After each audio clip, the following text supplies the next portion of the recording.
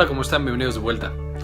Espero se lo estén pasando bien. Hoy, ya sabrán, es el Día Internacional de la Diabetes. Entonces vamos a hablar evidentemente de la diabetes. Vamos a hablar de qué la causa, qué es lo que podemos hacer para prevenirla y una vez que la tenemos, qué hacemos para que no nos afecte tanto y un poco cuál es el tratamiento. Espero les guste y le entiendan a todos. Exploramos entonces qué es la diabetes y les dejo aquí el símbolo de la OMS para la diabetes, que es este círculo azul. Yo tampoco sabía que eso era, pero al parecer sí existe. ¿Qué es la diabetes? Ya lo sabemos, es una enfermedad hormonal. Muchas veces nos lo han dicho, básicamente lo que está fallando es la insulina y como falla la insulina, ahorita lo vamos a ver, falla el metabolismo de los carbohidratos, o sea, el azúcar en la sangre y en realidad en todos los tejidos del cuerpo. Entonces estas moléculas que tenemos aquí, este es el azúcar, ya vimos en la clase de alimentación y saciedad, hambre y obesidad, que les dejo un enlace en la parte de arriba.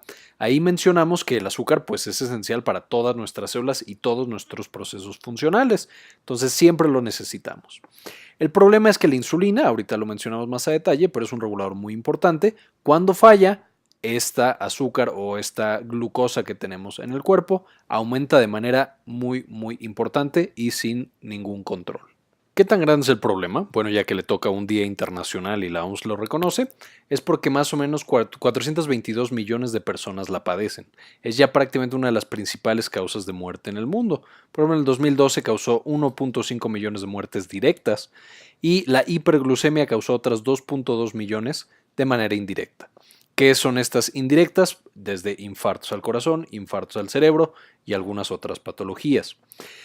Por esto mismo aumenta de 2 a 3 veces el riesgo de infartos tanto de corazón como de cerebro y está entre las principales causas de ceguera, insuficiencia renal y amputación no traumática. O sea, causas por las cuales dejamos de ver, los riñones dejan de funcionar o nos tienen que amputar partes del cuerpo, principalmente los pies, que no sea asociado a algún trauma, principalmente por automóvil. Entonces, esta es la diabetes. Ahora, ¿qué es lo que lo causa? Vamos a ver. Nosotros evidentemente comemos. Esa es la manera en la cual nosotros obtenemos la glucosa y en general la energía. Entonces, cuando nosotros nos llevamos la comida a la boca, la tragamos, la masticamos, llega a nuestro estómago.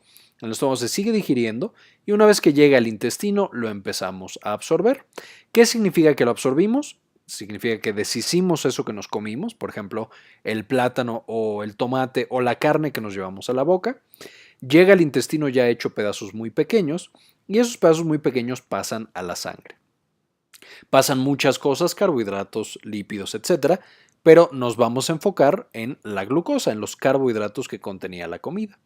Por ejemplo, de ese rico plátano que nos comimos, una gran cantidad de azúcar, de fructosa y de glucosa van a llegar a nuestra sangre. Y en nuestra sangre, evidentemente, lo que tiene que pasar es que estas moléculas de glucosa llegan a nuestras células, salen de la sangre, y entonces las células muy contentas se la comen, la metabolizan y producen energía. Entonces, si estas coloridas células fueran, por ejemplo, de el músculo, pues entonces ya podríamos contraerlo y caminar y correr y lo que sea. Si fueran del corazón, pues ya puede latir y ya puede hacer todas las cosas que necesita hacer. Si fueran neuronas, o sea, del cerebro, ya podríamos pensar y mandar información, etcétera, etcétera. Entonces, una vez que nosotros tenemos estas moléculas de glucosa, la célula hace lo que tiene que hacer. Sin embargo, evidentemente, no toda la glucosa se va a las células. Algo de esa glucosa sobra, se queda en la sangre.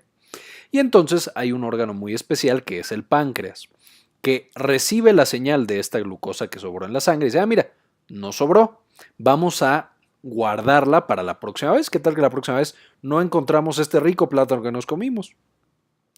Y entonces empieza a liberar una hormona, que ya adivinarán, se llama insulina. Esta insulina entonces es la señal para guardar toda la energía que sobró. Ya que todas mis células comieron y ya que todas están haciendo sus funciones, vamos a guardar toda la glucosa que sobró. ¿Dónde la vamos a guardar? La insulina va viajando por todo el cuerpo y entonces, ¿dónde puedo guardar tanta energía? Porque el plátano tenía mucha energía y yo no la usé toda. Pues vamos a ver que se puede guardar el depósito más importante y más grande, va a ser el tejido adiposo, la grasita que tenemos en la barriga y en otros lados. Y ahí la única cosa es que el cuerpo tiene que transformar a través de muchos procesos bioquímicos este azúcar, esta glucosa, la tiene que transformar en grasita. y entonces esa grasa entra en el tejido adiposo y ahí se queda para más adelante, si la necesitamos, volver a convertirla en energía y volver a utilizarla. Otro lugar importante de almacenamiento es el músculo. En el músculo hay la ventaja de que se almacena directamente como glucosa, entonces es fácil y es rápido. Y tenemos también el hígado, que puede almacenar tanto como grasita o como glucosa. Entonces esos son los 3 sitios que nosotros tenemos donde se puede almacenar esa energía que sobró porque comimos de más, por ejemplo. O porque tuvimos poca actividad. Digo, si me como 10 plátanos y me quedo acostado todo el día, probablemente algo de esa energía sobre y entonces se va a almacenar. Ahora, ¿qué es la diabetes en particular? Ya vimos que cuando comemos, la energía que sobra se mete a las células y se guarda en la grasa, el músculo y el hígado a través de la insulina. La diabetes básicamente, ya quedamos, es una enfermedad en la cual la insulina no funciona bien. Entonces tenemos primero el tipo 1, esta diabetes mellitus tipo 1 es básicamente que el sistema inmune enloquece y destruye nuestro páncreas y destruye nuestras células que producían insulina. Entonces como ya no tenemos insulina, por más que la glucosa sobre, no puede entrar a las células para almacenarse, para comer sí, o sea, las células siguen funcionando, las neuronas siguen liberando mensajes, el músculo sigue contrayéndose, porque si no moriríamos inmediatamente, pero se empieza a almacenar esta glucosa en la sangre. Cada vez hay más y hay más y hay más hasta que alcanza niveles tóxicos. Ahorita vamos a mencionar cómo es esto. La diabetes mellitus tipo 2, que es la más prevalente, esta es la que no le da a los jóvenes, la otra, la autoinmune, pues da desde jovencito, porque el sistema inmune se vuelve loco temprano. Pero la diabetes mellitus tipo 2 es la que más conocemos y es la que asociamos a haber comido demasiado. Ya quedamos que cada vez que nos sobra energía, por ejemplo, si ya nos comemos los 10 plátanos y además le entramos con singular alegría al refresco de los tamales, pues sobra mucha más energía. Entonces, evidentemente, esa energía de nuevo se guarda en músculo y en hígado, pero también se guarda bastante en tejido adiposo. Y entonces el tejido adiposo crece y crece y crece más y crece más. Esto hace que el tejido adiposo cambie. La insulina, que era la que le daba la señal al adiposito que guardara más y más y más energía, llega a un punto en el que el adiposito sabes que no. O sea, ya no puedo guardar más energía, ya te estás pasando. Y entonces empieza a secretar una señal química, varias de estas sustancias liberadas a la sangre, el factor de necrosis tumoral, resistina, cortisol, etc. Y esto lo que hacen es bloquear la acción de la insulina. Y sabes que ya no vas a trabajar, ya te pasaste, ya dejamos que almacenaras todo lo que quisiste, pero se acabó, porque esto ya está muy mal, es demasiado. Y entonces a partir de este momento, estas sustancias que secreta el adipocito, este tejido, la grasa de nuestro abdomen, va a generar algo llamado resistencia a la insulina. O sea, en esta no es que la insulina falte, sí tenemos insulina, a diferencia de la diabetes mellitus tipo 1 o autoinmune, sino que aquí tenemos resistencia a la insulina por estas otras sustancias químicas que secreta nuestra pancita y otro tejido adiposo. ¿Y qué es lo que va a pasar entonces?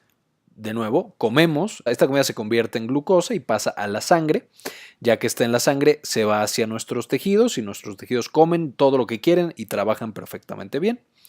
Y de esta glucosa que sobró, le da la señal al páncreas, pero en vez de que secrete insulina, sí la secretamos, pero no funciona.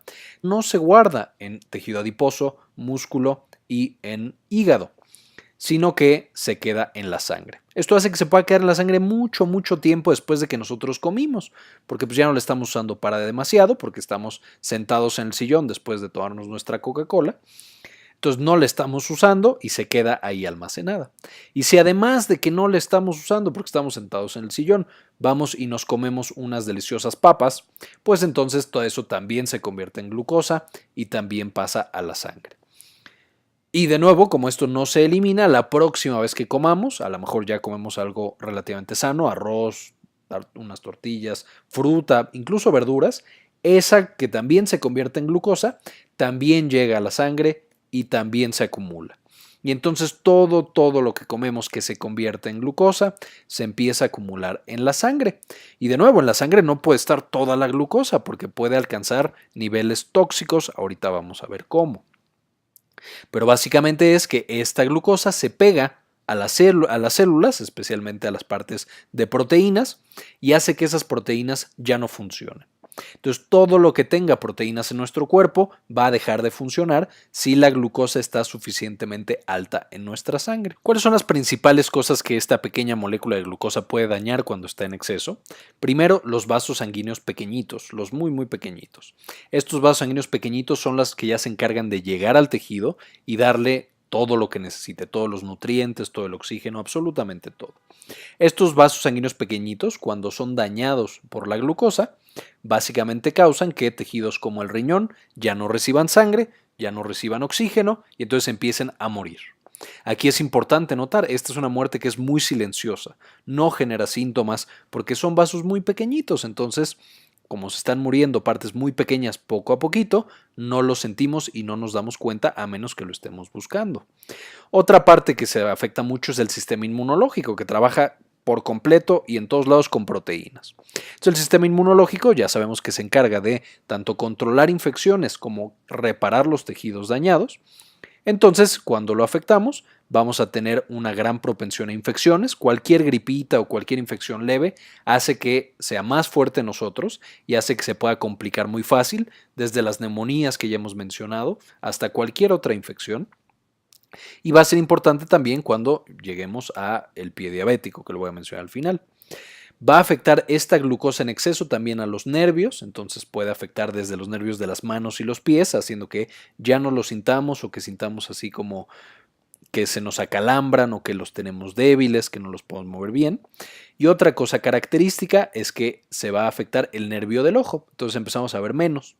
Además, este problema con el ojo se suma a que los vasos sanguíneos pequeñitos que nutren a la retina, que le dan oxígeno y glucosa y otros nutrientes, también ya no están funcionando. Entonces, al ojo ya no le llega nutrientes y además directamente el nervio está siendo dañado, por lo que llega un punto en el que ya no vemos. Al principio no vemos bien, empezamos a perder más y más la vista hasta que nos quedamos completamente ciegos. Con los vasos sanguíneos grandes, que también se pueden afectar, digo, si afectamos a los pequeñitos, si dejamos que pase el tiempo, llegamos a que se afecten los vasos sanguíneos grandes. Y aquí es cuando ya nos empezamos a dar cuenta que algo está mal. ¿Por qué? Porque el paciente o nosotros empezamos a tener infartos en el corazón o infartos en el cerebro. Y entonces ahí es cuando decimos, mira, es diabético. No nos habíamos dado cuenta en todo este tiempo que tuvo todo este daño a varias partes de su cuerpo, no nos dimos cuenta hasta que llegó algo verdaderamente grande y prácticamente lo mata y se lo lleva, que es el daño de los vasos sanguíneos grandes. Otras cosas, otros vasos sanguíneos grandes que se pueden afectar son los que llegan a los pies, entonces esto causa que también no tengan buen riego sanguíneo. Si nosotros juntamos estas cuatro, daño a vasos pequeños, grandes, a nervios y al sistema inmunológico, vamos a poner uno de los ejemplos más evidentes que tenemos en la diabetes, que es el pie. A fin de cuentas, el pie es una estructura que está lejos del corazón y que los nervios tardan mucho en llegar. Entonces, lo que pasa es que los nervios se afectan, ya no sentimos bien el pie, ya no lo movemos bien, entonces está en posiciones extrañas y lo empezamos a lastimar. Eso hace que nosotros desarrollemos pequeñas úlceras muy pequeñitas por usar zapatos o por pisar mal, por el daño a los nervios. Al tener estas úlceras, el sistema inmunológico no es capaz de reparar esa úlcera. Y además, los vasos sanguíneos no le dan nutrientes a este pie para que se repare. Entonces la úlcera se queda y empieza a crecer. Las bacterias evidentemente llegan y viven en esa úlcera. El sistema inmunológico no es capaz de detener esas bacterias y entonces el paciente desarrolla algo llamado pie diabético, en el cual estas úlceras crecen, se infectan y muchas veces pueden incluso perder las extremidades. Entonces, esta es una de las complicaciones que ejemplifica cuando ya tenemos daño en todas las estructuras, vasos sanguíneos pequeños, vasos sanguíneos grandes, el sistema inmunológico y nervios. Y lo importante es que siempre las primeras fases van a ser asintomáticas. O sea, al principio no tenemos ningún síntoma, ni dolor de cabeza, ni sueño, ni fatiga, nada. ¿Por qué? Porque nuestras células sí pueden comer la glucosa, sí pueden utilizarla. Entonces son completamente normales y no nos damos cuenta hasta que es muy tarde que esta glucosa estaba demasiado alta, ya destruyendo nuestras proteínas y por lo tanto los vasos sanguíneos pequeños, grandes, los nervios y el sistema inmunológico. Ahora, si no nos atendemos, si no nos revisamos, ¿qué es lo primero que vamos a sentir con la diabetes? Las 4 principales características es poliuria, o sea, voy mucho al baño, porque toda esta azúcar o toda esta glucosa que tengo en la sangre sale ya por el riñón y jala mucha agua, entonces orino cada 2 minutos. Tengo polifagia, muchísima hambre, porque como tengo tanta glucosa que no puede ser usada por mis células para ser almacenada, entonces al no haber almacenes, el cuerpo dice, oye, no estoy almacenando nada, me está faltando comida, come más.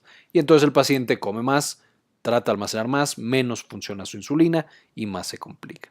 Polidipsia le da muchísima sed a la persona porque al haber tanta glucosa que se está yendo por orina, pues está deshidratada la persona. Y por último tenemos pérdida de peso. Esto de nuevo es porque estamos empezando a secretar todas estas hormonas que secreta el tejido adiposo, ya mencionamos factor de necrosis tumoral, cortisol y las demás, empiezan a ya dañar a nuestro músculo, a nuestro resto del tejido y empezamos a perder mucho peso, muy muy rápido. Esta pérdida de peso no es saludable y no debe de mantenerse. Esto significa que ya el paciente está muy descontrolado. ¿Qué otras cosas podemos presentar? Ya quedamos en la polidipsia y la polifagia, pero también como letargo y estupor. Ya una persona que está así como confundida, que no despierta bien, esa es una diabetes muy severa y mal controlada. En los ojos empezamos ya a tener daño al nervio óptico, entonces ya vemos borroso. En el aliento podemos oler como a cuerpos cetónicos, dicen ahí como a manzana echada a perder. Podemos tener algo muy característico que es la acantosis nigricans, que es justamente en los pliegues, en el cuello, en las axilas, en las ingles, empieza por muy negro por todo este descontrol hormonal que tenemos. Y podemos tener también en la piel mucho más gruesa, algo llamado hiperkeratosis. Entonces, todas estas alteraciones de la piel son evidentes y muchas veces nos molestan más que todo lo demás, que las cosas más graves, pero es una manera en la que lo podemos encontrar. Y por más que se lavan y dicen, no, es que no estoy cochino, ya me lavé, ya me bañé, ya todo, sigue negra la piel, es por esta acantosis nigricans. El sistémico, ya quedamos que la pérdida de peso es importante. En el respiratorio, una respiración muy, muy rápida. Esto es ya una diabetes de nuevo muy severa. Podemos tener náuseas, vómitos y dolor abdominal. Mucho ir al baño y glucosa evidentemente en la orina, lo cual predispone también a infecciones. Aquí marcamos en azul, como podrán ver, las que son más severas son más comunes de la diabetes mellitus tipo 1, porque ellos no tienen nada de insulina, porque ya su sistema inmune destruyó completamente las células de la insulina. Entonces, obviamente es con la diabetes, pero aparece mucho, mucho más rápido. Ahora, ¿a quién le da esta enfermedad? ¿Quién desarrolla diabetes? Evidentemente ya lo hemos escuchado muchas veces, vamos a repetirlo, el sobrepeso y la obesidad, ya quedamos que mientras más tejido adiposo, de repente estos empiezan a secretar las sustancias que bloquean la insulina y generan la resistencia a la insulina. Además, la falta de actividad física, si el músculo es uno de los principales sitios que almacena energía y no utilizamos esa energía, el músculo también puede favorecer que haya resistencia a la insulina. Podemos tener también las personas que tienen lípidos elevados, o sea, que comen mucha grasa y que por otras razones tienen descontrol de sus lípidos. También eso, por cosas hormonales, afecta a la glucosa. La edad, mientras más años tenemos, más probable es de que aparezca la diabetes, porque cambian nuestras hormonas, baja la cantidad de ejercicio que hacemos, muchas veces ya no comemos tan bien, etc. Los antecedentes familiares son muy importantes, o sea, si nosotros ya tuvimos familiares con diabetes mellitus tipo 2, que aquí en México somos casi todo mundo, entonces es más probable que tengamos también nosotros. Y aquí en antecedentes familiares no es solamente los que hayan tenido diabetes mellitus tipo 2, sino pueden ser también otras enfermedades parecidas, como diabetes durante el embarazo, llamada diabetes gestacional, o alguien que haya tenido, alguna mujer que haya tenido quistes en los ovarios. Entonces, cualquiera de nuestra familia que haya tenido alguna de estas, nosotros tenemos más riesgo de diabetes. Evidentemente, las mujeres embarazadas, por las hormonas que tienen, ya lo vimos en la clase de fisiología del embarazo, pero tienen resistencia a la insulina de manera natural. Entonces, si de manera natural tienen un poco de resistencia, una persona que ya tiene mucho tejido adiposo, tiene mucha más resistencia y ya tiene diabetes. Las mujeres con quistes en los ovarios también tienen muchos descontroles hormonales y pueden llegar a diabetes. Y las personas que toman algunos medicamentos, principalmente los esteroides o los antipsicóticos, son los principales que generan diabetes y también generan aumento de peso. Entonces también si vamos a tomar estos medicamentos por mucho tiempo, hay que estar muy pendientes porque podemos desarrollar diabetes. Ahora, ¿cómo se diagnostica? ¿Cómo sé si yo tengo diabetes o cómo el médico, que es el que hace el diagnóstico, va a saber si tengo diabetes o no? Hay varias pruebas, 4 principales, pero básicamente lo que demuestran es que la glucosa está muy elevada en mi sangre y dura mucho tiempo ahí. O sea, no se está almacenando porque ya quedamos que la insulina no la guarda donde debe guardarla. Entonces, ¿qué pruebas tenemos? Una de las más usadas es la curva de tolerancia a la glucosa oral, o sea, hacemos que tomen X cantidad de glucosa y lo medimos 2 horas después y si está demasiado elevado o si dura demasiado, eso ya es diabetes porque esa insulina no está funcionando. Si la persona lleva 8 horas sin comer y su glucosa está muy alta, significa que la última comida se quedó demasiado tiempo en la sangre, de nuevo, la insulina no funciona. Si la glucosa está demasiado elevada en cualquier momento del día, o sea que ya está alcanzando niveles tóxicos, pues evidentemente ya es diabetes porque ya está generando esta toxicidad por glucosa. Y una prueba que se llama hemoglobina glucosilada, que básicamente mide una proteína que está en la sangre, entonces esa proteína siempre está conviviendo con el azúcar. Entonces, si esa hemoglobina está demasiado pegada a la glucosa, o sea, demasiadas moléculas de glucosa se le pegaron, es que la glucosa estuvo muy alta. Veremos que el de las pruebas que más se están usando ahorita para monitoreo y para todo es justo esta, la hemoglobina glucosilada, que es bastante precisa y nos dice qué tan elevada estuvo la glucosa en los 3 meses anteriores, lo cual es muy bueno. Ahora, tratamiento. Aquí les pongo más o menos cómo es el tratamiento. Esto evidentemente debe hacerlo un médico. Entonces, cualquier duda o cualquier otra cosa, tienen que visitar a su médico para que les diga cuál es el que más les conviene. Y cuando hablen con su médico, no olviden siempre que la base del tratamiento, si quedamos que las células del tejido adiposo, la grasita de la barriga, es la que más genera estas sustancias que generan resistencia a la insulina, pues tenemos que deshacernos de esa grasita. Tenemos que hacer dieta y tenemos que hacer ejercicio. Esto va a hacer que vayamos consumiendo menos glucosa, entonces disminuye la toxicidad por glucosa. También la dieta hace que bajemos de peso, entonces eso disminuye las hormonas que hacen que la insulina deje de funcionar. Y el ejercicio, además de que es bueno para el corazón y para el cerebro, hace también que se gaste la energía del músculo y disminuya la resistencia a la insulina. Ahora, además de estas dos que todos los pacientes deben tener, no importa qué tan avanzado o qué tan empezando estén con su diabetes, siempre deben tener estas dos. ¿Qué otra cosa puede recetar el médico? A lo mejor una cosa llamada metformina. Esto le ayuda a la insulina a trabajar.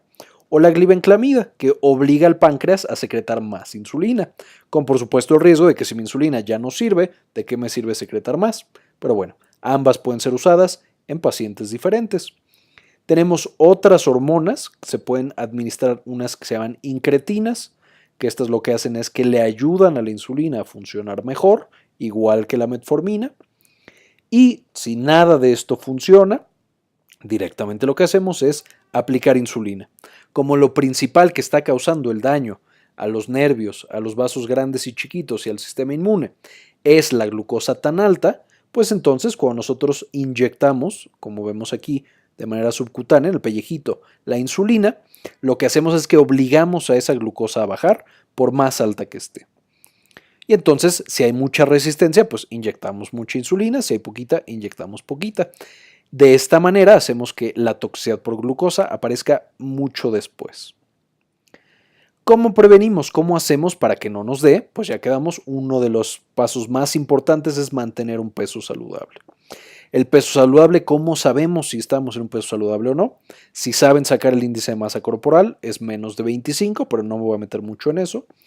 Uno de los parámetros más adecuados, más utilizados y que se ha demostrado que funciona mejor, es medir el perímetro abdominal. Básicamente ponemos una cinta métrica justamente por encima de la cicatriz umbilical, que no quede tan pegado que podamos meter un dedo, como se ve en esta imagen. Y las mujeres tienen que estar por abajo de 88 centímetros y los hombres por abajo de 94 centímetros. Esto de acuerdo a las guías americanas, ahí a la TP4. Si nos vamos a las guías nacionales, a la guía del IMSS, tiene que estar abajo de 80 en mujeres y de 90 en hombres. Pero bueno, básicamente tenemos que mantener un perímetro abdominal saludable. Menos de eso está bien, porque de nuevo es esta grasita la que está generando toda esta resistencia a la insulina por todas las cosas que está liberando. Segundo, una dieta baja en carbohidratos. O sea, todo esto que contiene mucha glucosa hay que evitarlo lo más posible. ¿Qué es lo que va a generar esta dieta baja en carbohidratos? De nuevo, que bajemos de peso y que tengamos menos glucosa en la sangre para evitar esta toxicidad por glucosa. ¿Qué tenemos que evitar? ¿Qué son los carbohidratos? Es, para simplificar, todo lo que es dulce más algunos otros alimentos. Uno de los más importantes aquí en México son los refrescos. Todos los refrescos están llenos de carbohidrato. Entonces debemos evitarlos lo más posible. Las aguas naturales desafortunadamente también tienen muchos carbohidratos, por eso son dulces. Entonces también debemos evitarlas. Aguas naturales me refiero a frutas como mango y todas estas. ¿Qué otra cosa?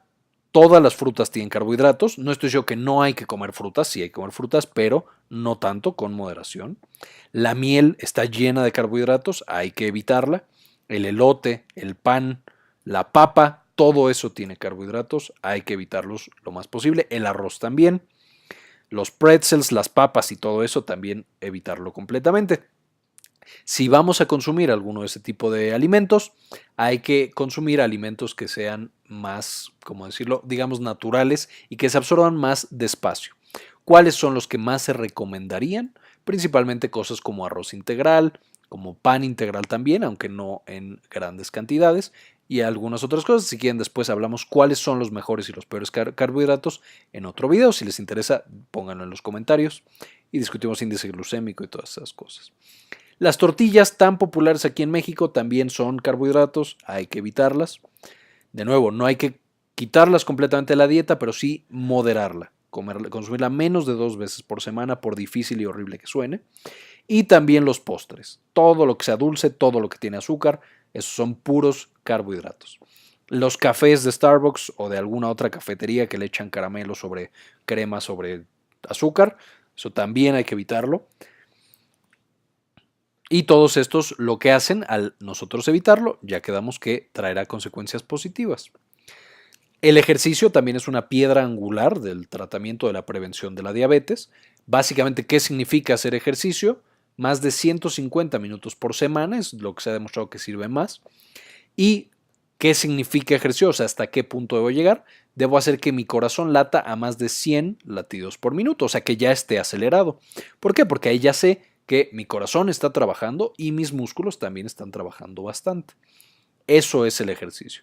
Más de 150 minutos por semana, más de 100 latidos por minuto cada sesión de ejercicio.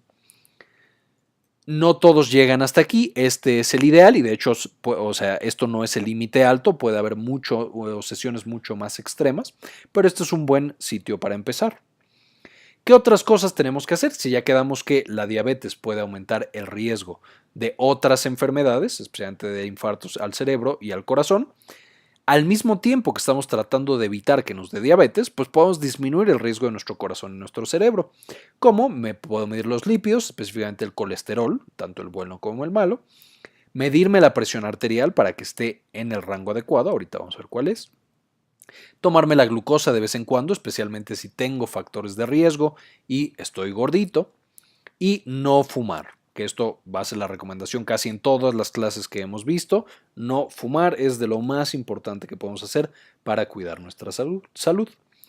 Ahora, ¿qué pasa si ya soy diabético? Ok, ya me diagnosticaron, hoy llego y el doctor me dice, ¿sabe qué? Usted es diabético.